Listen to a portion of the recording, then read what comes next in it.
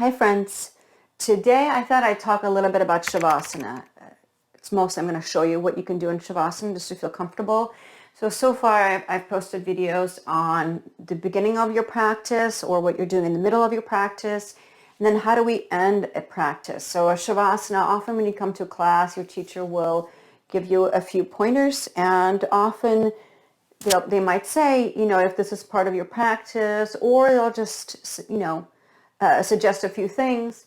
But if you're not really sure, or maybe you're just starting out, I'm going to just show you some of the things you can do for Shavasana. The goal for us is to feel really supported. Shavasana is corpse pose. And so some of the teachers that I've followed would always say it's the hardest pose. And you think, why is it hard? Because I'm just lying down. What's so hard about lying down? But the goal is to have a clear mind, which of course is the hardest part. That's really the whole point of why we practice yoga asana in the first place, is to move your body so then you can rest your mind. And Shavasana is a culmination of your whole practice that you're doing for that however long, maybe 15 minutes, 30 minutes, an hour. So when I teach, it's generally an hour long class. Sometimes it's an hour and a half, an hour and 15, really depending on where I'm teaching. So Shavasana is the final bit. It's really like the icing on the cake of getting your body to move. So setting up for Shavasana, a few different options. One option, of course, is the most basic. I have a couple of blankets here. They don't have to be yoga blankets. You could just use, if you're practicing at home on the mat, I have a whole stack of different blankets there on my shelf. You might just have different things available for you. You can have just normal blankets from your house.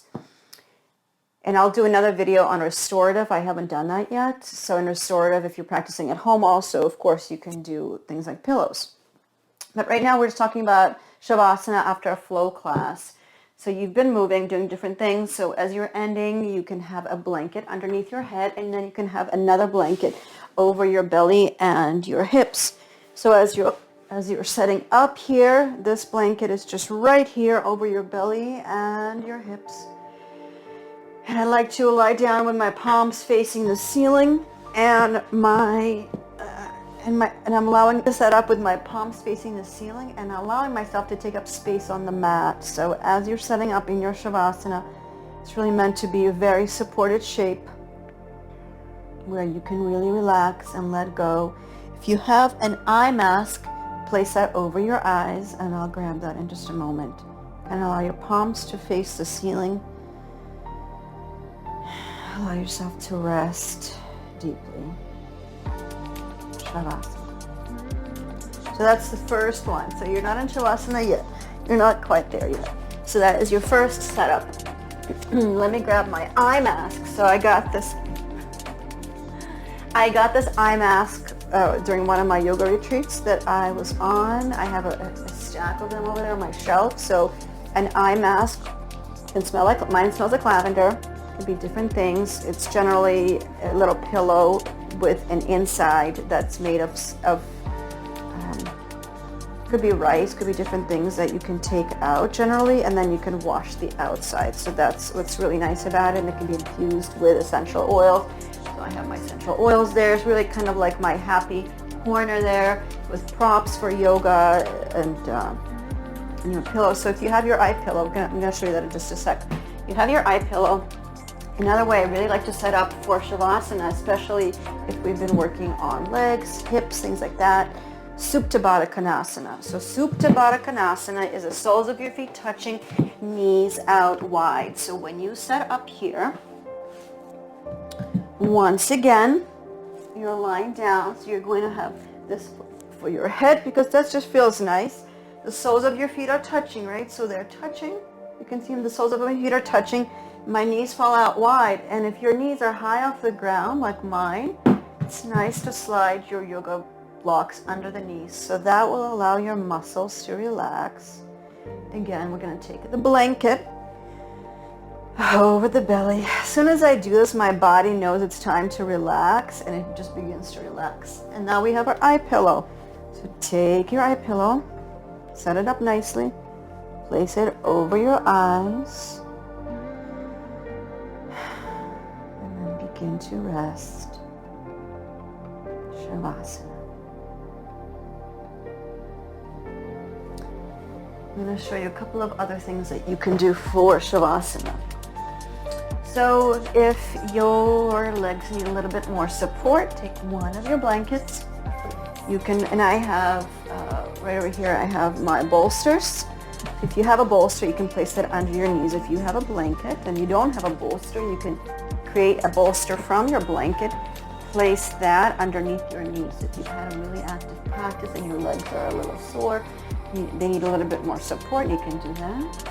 And then if you don't have, you can of course take this blanket, place it over your hips and belly. That is a lovely way to go. You can also place this here, and I just really like to have a weight on my sort of my belly and my hips, so the block is a nice way to feel weighted down. This isn't like when you're scuba diving and you need extra weights to keep you below water, but maybe, something about that. You're just trying to get grounded. Shavasana is about grounding. There's your little eye pillow. Here you are, and the blanket's right under the knees. You adjust that. Shavasana. Okay, one final one I'm going to show you. And every time I take these props off me, my body's like, why aren't you resting? Because your body really gets used to doing a resting pose. So the final one, as some of my students like to do, is legs up the wall. I'm going to have my mess there as well. Legs up the wall. You can actually have, so here my mat is away from the wall. This mat is 20 pounds. I don't really want to drag it around, but I could place a blanket, and one nice way to do it is to place a blanket slightly away from the wall, so I'm folding it up in half. So from storage fold, I open it and then halfway, so it's kind of, you can see it's thicker but longer. And then to get into this shape, you can sit on this blanket and you send your legs up and then lift up, so then the blanket is at your low back, this little bolster, and your hips. Your seat is like right on the mat, so your legs right on the wall. Your legs are on the wall. If I flipped the camera, you'd think I was just sitting upright. I'm not.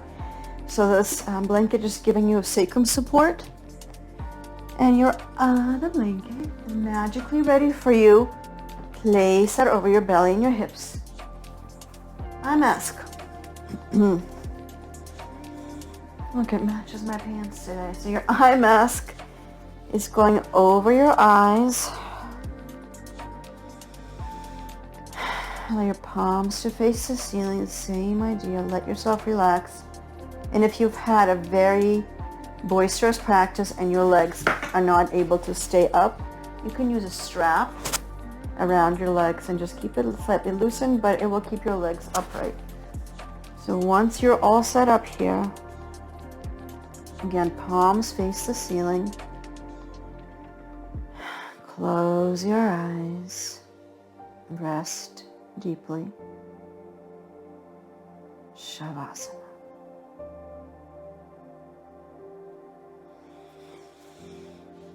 Stay in your Savasana for about 5 minutes. And when you come out, take it nice and easy. I like to do 1 Om. So we're coming out of Shavasana. Coming to a comfortable seated pose. Sitting on a blanket or a block. Facing the screen. Bring your palms together in front of your heart center and drop your chin down to your fingertips. Remember the intention you set for class and honor it.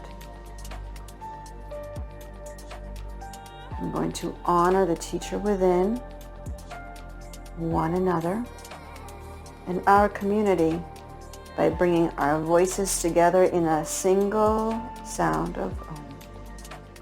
Take a deep breath in.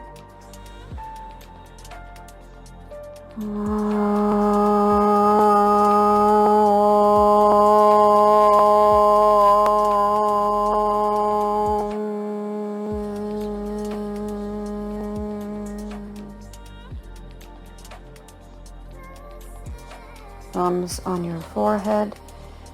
The light in me bows to the lights in each and every one of you. Thanks so much for practicing. Namaste. Thank you all so much for being here. Have a wonderful day.